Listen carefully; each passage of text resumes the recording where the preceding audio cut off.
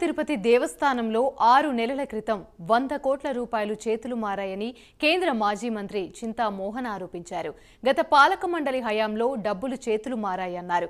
సత్రాల కోసం 1200 కోట్లకు ప్రైవేట్ సంస్థకు కాంట్రాక్ట్ ఇచ్చారని చింతా మోహన్ మండిపడ్డారు. భక్తుల హుండీ సొమ్మును అపవిత్రం చేశారని, ఈ సొమ్మును ప్రైవేట్ సంస్థలకు కట్టబెట్టారని ఆగ్రహాన్ని వ్యక్తం చేశారు. తిరుపతిలో చోటు చేసుకున్న అగ్ని ప్రమాదం ఘటనపై అనుమానాలున్నాయని పేర్కొన్నారు.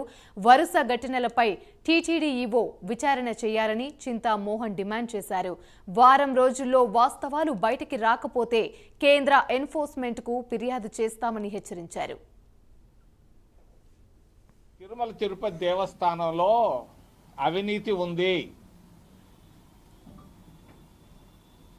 అనుమానమే లేదు.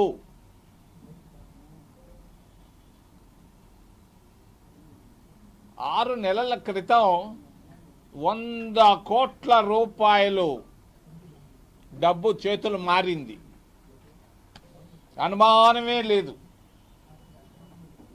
అనుమానం ఉంటేనే మాట్లాడేవాడిని కాదు. 1200 కోట్ల రూపాయలు కాంట్రాక్ట్లు ఇచ్చారు, అనవసరంగా ఇచ్చారు. అవసరం ఉందా? చౌల్ట్రీని కొట్టాల్సిన అవసరం ఉందా? రోడ్లకి ఏమైనా ఇబ్బంది ఉందా?